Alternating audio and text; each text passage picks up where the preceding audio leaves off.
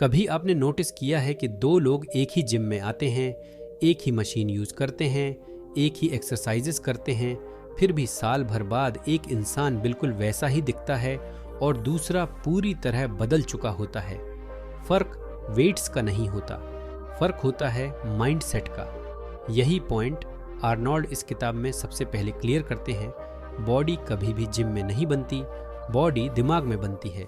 जिस दिन इंसान वर्कआउट को आज करना है या नहीं वाली कैटेगरी से निकालकर आज करना ही है में डाल देता है, उसी दिन ट्रांसफॉर्मेशन शुरू हो जाती है। ज़्यादातर लोग बॉडी बनाना चाहते हैं लेकिन लाइफस्टाइल नहीं बदलना चाहते। वे चाहते हैं रिजल्ट्स पर रूटीन नहीं। वे चाहते हैं कॉन्फिडेंस लेकिन डिसिप्लिन से डरते हैं, और यही कॉन्ट्रडिक्शन उन्हें वही का वही रखता है। आर्नोल्ड के लिए बॉडी बिल्डिंग कभी टाइम पास नहीं था। वह इसे एक लॉन्ग टर्म कॉन्ट्रैक्ट की तरह देखते थे, खुद से किया हुआ कॉन्ट्रैक्ट। कोई देख रहा हो या नहीं, कोई तारीफ करे या नहीं, ट्रेनिंग होना नॉन नेगोशिएबल थी। इस किताब में वह साफ बताते हैं कि मोटिवेशन अनरिलायबल है, कभी होती है कभी नहीं होती। अगर आप मोटिवेशन के भरोसे चल रहे हो तो आप खुद को धोखा दे रहे हो, क्योंकि जो चीज़ रोज नहीं आती वह आपको रोज रिजल्ट नहीं दे सकती। इसीलिए वे डिसिप्लिन पर जोर देते हैं। ऐसा डिसिप्लिन जो मूड से ऊपर हो, ऐसा डिसिप्लिन जो एक्सक्यूज़ को सुनता ही नहीं, क्योंकि बॉडी एक्सक्यूजेस समझती ही नहीं, उसे सिर्फ सिग्नल्स समझ आते हैं। आज काम किया या नहीं किया, धीरे धीरे यही सिग्नल्स आपकी आइडेंटिटी बना देते हैं। आप खुद को यह नहीं कहते मैं जिम जाता हूँ, आप खुद को यह कहते हैं मैं ट्रेनिंग मिस नहीं करता। और यही आइडेंटिटी शिफ्ट हर बड़े चेंज की जड़ होती है। जब आप कुछ करते नहीं बल्कि वही बन जाते हो। आर्नोल्ड इस किताब में यह भी बताते हैं कि पेन कोई दुश्मन नहीं है, पेन एक फीडबैक है। वह बता रहा है कि बॉडी अडेप्ट हो रही है। जो इंसान पेन से भागता है वह अडेप्टेशन से भी भागता है, और बिना अडेप्टेशन के ग्रोथ इम्पॉसिबल है। यही वजह है कि जो लोग शुरुआत में ही कंफर्ट ढूंढने लगते हैं वे बहुत जल्दी प्लेटो पर पहुंच जाते हैं, लेकिन जो लोग डिस्कम्फर्ट को एक्सेप्ट कर लेते हैं उनके लिए लिमिट्स टेम्परेरी हो जाती हैं। और यही पॉइंट इस किताब को खास बनाता है। यह आपको सिर्फ एक्सरसाइजेस नहीं सिखाती, ये आपको यह सिखाती है कि कमिटमेंट कैसी दिखती है जब कोई उसे सच में जीता है। जब कमिटमेंट बन जाती है तो एक्सक्यूजेस अपने आप बाहर हो जाते हैं। आर्नोल्ड इस किताब में बार बार यह दिखाते हैं कि प्रॉब्लम कभी लैक ऑफ नॉलेज नहीं होती, प्रॉब्लम होती है लैक ऑफ सीरियसनेस। ज्यादातर लोग जानते हैं क्या करना है, लेकिन वे उसे रोज करने के लिए तैयार नहीं होते। बॉडी बिल्डिंग में यह बहुत साफ दिखता है। हर इंसान जानता है कि हेवी वेट्स उठाने से स्ट्रेंथ बढ़ती है, प्रॉपर फॉर्म से इंजरी कम होती है और कंसिस्टेंसी से मसल बनता है। फिर भी ज्यादातर लोग हाफ एफर्ट लगाते हैं, क्योंकि हाफ एफर्ट ईगो को सुरक्षित रखता है। आर्नोल्ड ईगो को सबसे बड़ा ऑब्स्टिकल मानते हैं। जब ईगो कंट्रोल में रहता है तो इंसान सेफ वेट्स चुनता है, सेफ रेप्स करता है और सेफ ग्रोथ एक्सेप्ट कर लेता है। लेकिन सेफ ग्रोथ कभी एक्सेप्शनल नहीं बनाती, इसलिए वे ट्रेनिंग को मेंटल बैटल कहते हैं। हर सेट में, हर रैप में एक छोटा सा सवाल चलता रहता है, अब रुक जाऊं या थोड़ा और पुश करूं, और वही डिसीजन तय करता है कि बॉडी आगे बढ़ेगी या वहीं अटक जाएगी।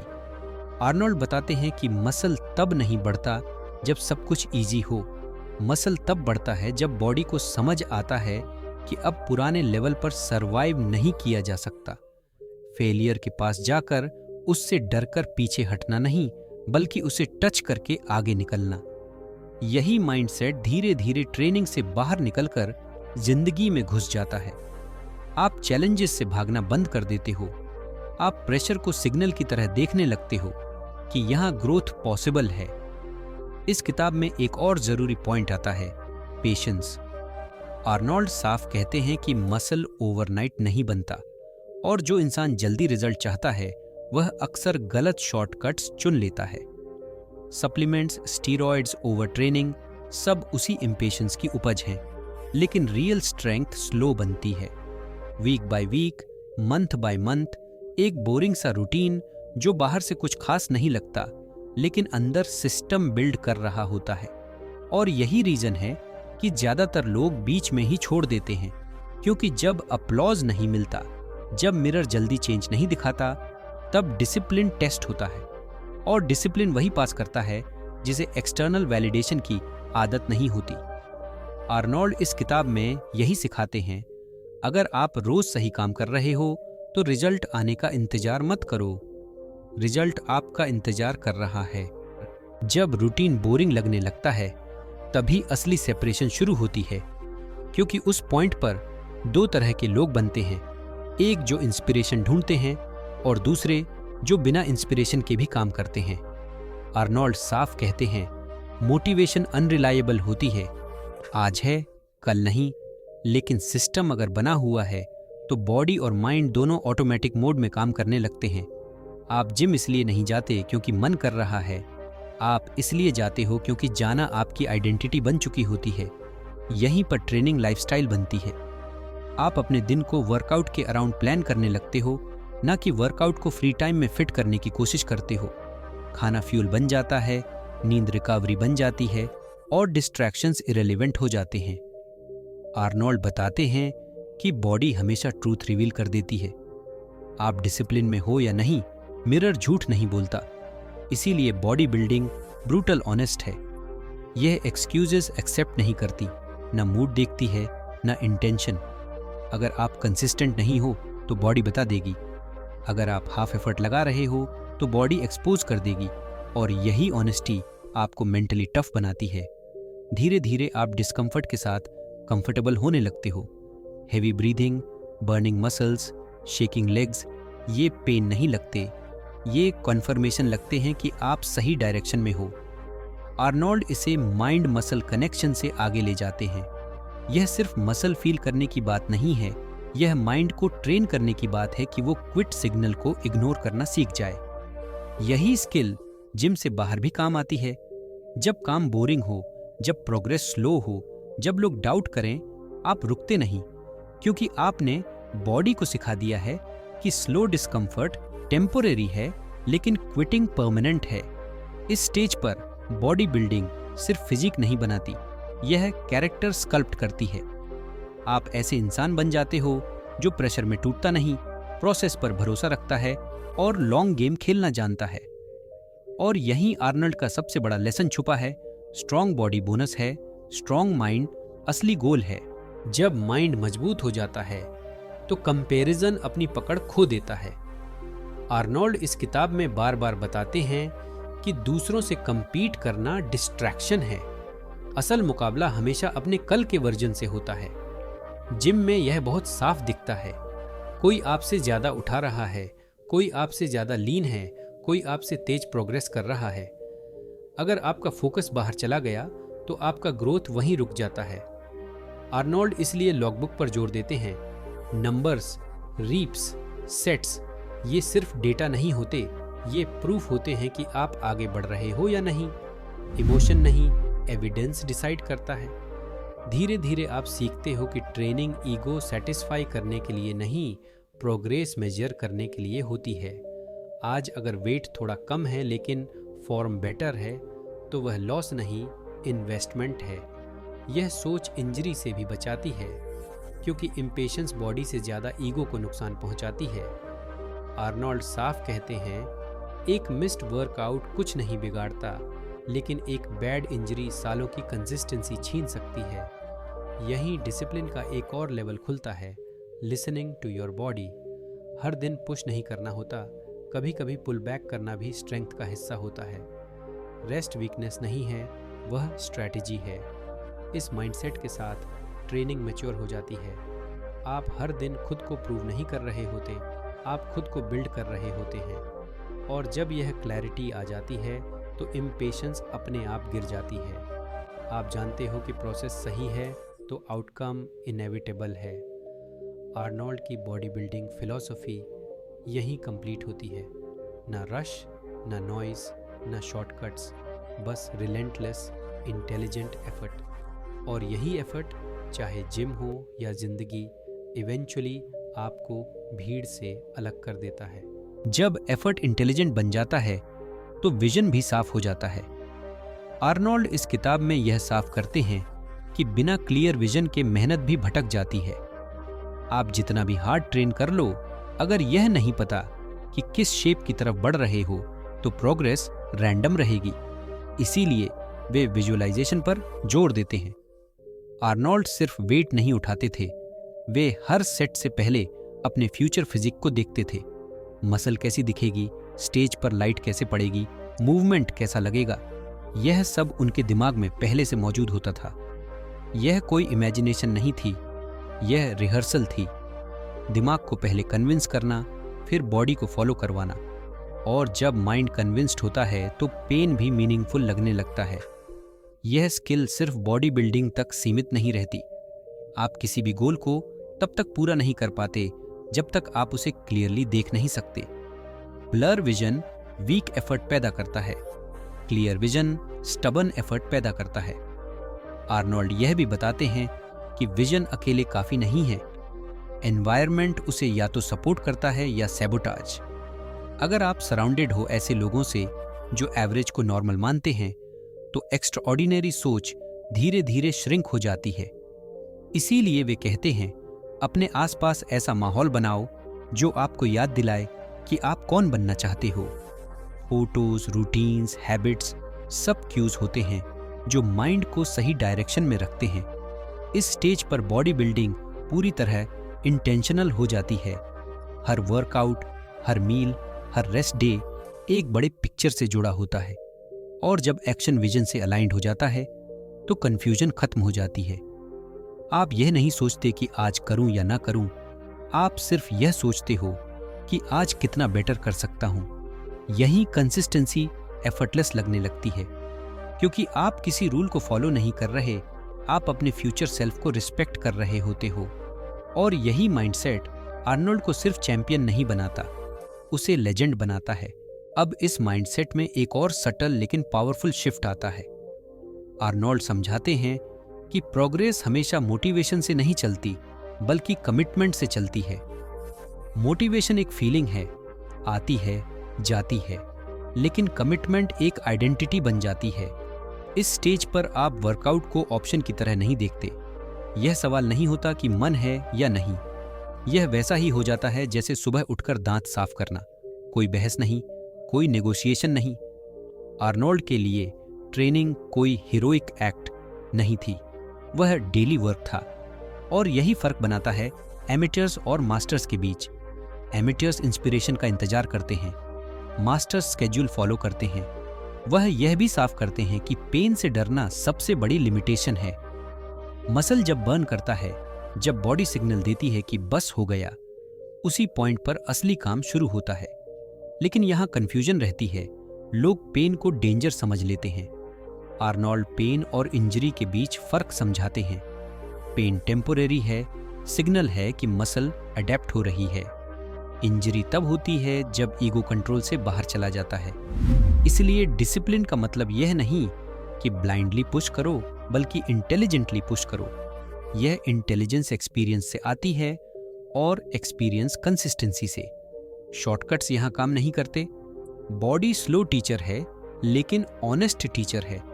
और जैसे जैसे आप इस प्रोसेस में गहरे जाते हो, आप नोटिस करते हो कि कॉन्फिडेंस मसल से पहले दिमाग में बनता है। मिरर सिर्फ कंफर्म करता है जो अंदर बन चुका होता है। यहीं से बॉडी बिल्डिंग सिर्फ फिजिकल नहीं रहती, यह सेल्फ रिस्पेक्ट की प्रैक्टिस बन जाती है। आप खुद से किए वादे निभाना सीखते हो, और जो इंसान खुद से ऑनेस्ट हो जाता है, उसे दुनिया में कोई झुका नहीं सकता। यही वह फाउंडेशन है जिस पर लॉन्ग टर्म ग्रेटनेस खड़ी होती है। जैसे जैसे यह फाउंडेशन मजबूत होती जाती है, एक और चीज धीरे धीरे बदलने लगती है, आपका खुद से बात करने का तरीका। आर्नोल्ड बताते हैं कि ज्यादातर लोग हार बाहर नहीं मानते, वे हार अपने दिमाग में पहले ही मान लेते हैं। वर्कआउट शुरू होने से पहले ही दिमाग कह देता है, आज बॉडी साथ नहीं दे रही, आज एनर्जी कम है, आज छोड़ देते हैं, और बॉडी वही फॉलो करती है। लेकिन चैंपियन माइंडसेट यहाँ अलग होता है। वह बॉडी से नहीं, दिमाग से लीड लेता है। आर्नोल्ड कहते हैं आपका ब्रेन सबसे ताकतवर मसिल है। अगर यह हार मान ले तो बाकी सब ऑटोमेटिक हार जाते हैं। इसीलिए ट्रेनिंग के दौरान उनका फोकस सिर्फ रेप्स गिनने पर नहीं होता था, बल्कि नैरेटिव कंट्रोल पर होता था। हर सेट के साथ एक अंदरूनी डायलॉग चलता था, मैं और कर सकता हूँ, यह लिमिट नहीं है, यह बस सिग्नल है, स्टॉप साइन नहीं। यहीं पर विजुअलाइजेशन काम करती है। वे वेट उठाने से पहले मूवमेंट को दिमाग में परफेक्ट देखते थे। मसल कॉन्ट्रैक्शन, बैलेंस, कंट्रोल सब पहले माइंड में होता था, फिर बॉडी फॉलो करती थी। यही वजह है कि उनकी ट्रेनिंग मैकेनिकल नहीं, ऑलमोस्ट मेडिटेटिव लगती थी। और यह प्रिंसिपल जिम से बाहर भी जाता है। जब आप किसी काम में स्ट्रगल करते हो तो असल फाइट टास्क से नहीं, आपके इनर वॉइस से होती है। जो इंसान उस आवाज़ को ट्रेन कर लेता है वह प्रेशर में भी कोलैप्स नहीं करता। आर्नोल्ड यह भी बताते हैं कि कंपैरिजन सबसे साइलेंट किलर है। जब आप दूसरों की प्रोग्रेस देखकर अपनी वर्थ डिसाइड करने लगते हो तो फोकस टूट जाता है। चैंपियंस दूसरों से compete नहीं करते, वे खुद के yesterday वर्जन से compete करते हैं। इस फेज में पेशेंस डेवलप होती है। बॉडी दिन दिन में नहीं बदलती, लेकिन रोज किए गए स्मॉल एफर्ट्स कंपाउंड होकर आइडेंटिटी बना देते हैं। और यही आइडेंटिटी आपको अलग डिसीजंस लेने पर मजबूर करती है। अब ट्रेनिंग सिर्फ मसल बनाने के लिए नहीं रहती, यह प्रूफ बन जाती है कि आप हार्ड चीज़ें करने वाले इंसान हो। और एक बार यह बिलीफ बन गया तो लाइफ के बाकी एरियाज अपने आप अलाइन होने लगते हैं। अब यहाँ एक ऐसी सच्चाई सामने आती है जिससे ज्यादातर लोग बचते हैं। ग्रोथ कभी कंफर्टेबल नहीं होती। आर्नोल्ड साफ कहते हैं, अगर ट्रेनिंग के बाद आप वही के वही महसूस कर रहे हो तो कुछ बदला ही नहीं। प्रोग्रेस का सिग्नल हमेशा थोड़ा डिस्कम्फर्ट होता है, लेकिन मॉडर्न माइंडसेट कंफर्ट को गोल बना चुका है, जबकि ग्रेटनेस हमेशा डिस्कम्फर्ट से निकलती है। इस स्टेज पर इंसान को यह समझ आता है कि कंसिस्टेंसी का असली दुश्मन लेजीनेस नहीं, कंफर्ट है। जब बॉडी एक लेवल पर अडेप्ट हो जाती है तो वही रूटीन सेफ लगने लगता है, लेकिन सेफ रूटीन ग्रोथ रोक देता है। आर्नोल्ड बार बार वेरिएशन की बात करते हैं, एंगल्स बदलना, टेम्पो बदलना, रेस्ट बदलना। यह सिर्फ मसल्स को कंफ्यूज करने के लिए नहीं, यह माइंड को अवेक रखने के लिए है। क्योंकि मोनोटोनी सबसे पहले दिमाग को मारती है, बॉडी बाद में।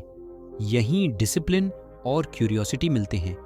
आप ब्लाइंडली फॉलो नहीं करते, आप ऑब्जर्व करते हैं।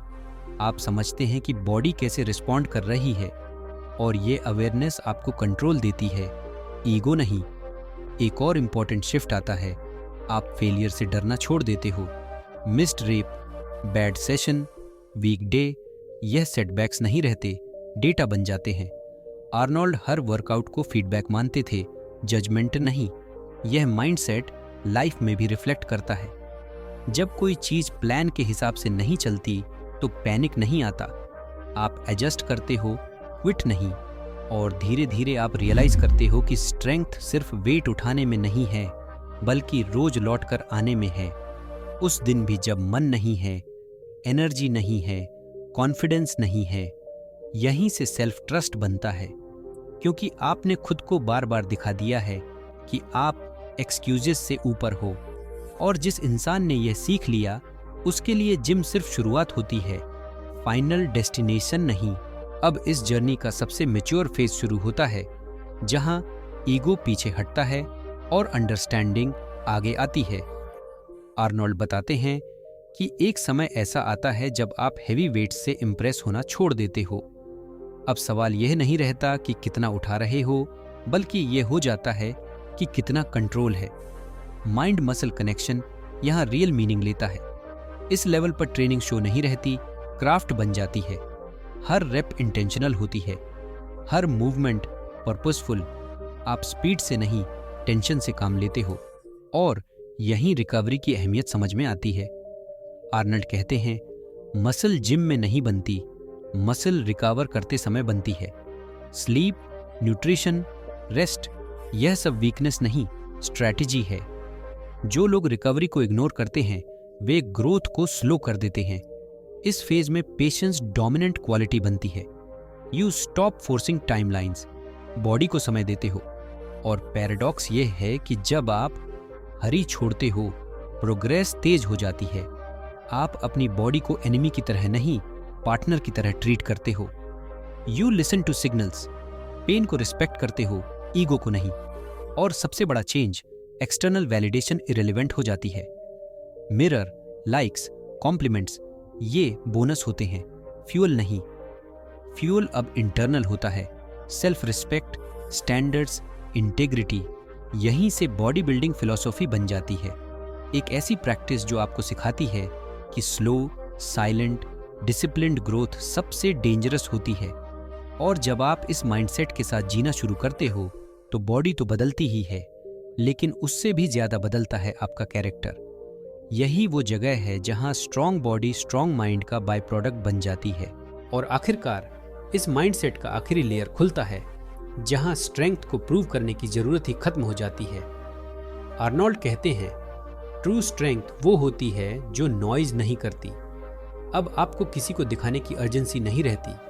आप जिम में भी क्वाइट रहते हो और लाइफ में भी ग्राउंडेड। इस पॉइंट पर ट्रेनिंग एक एंकर बन जाती है।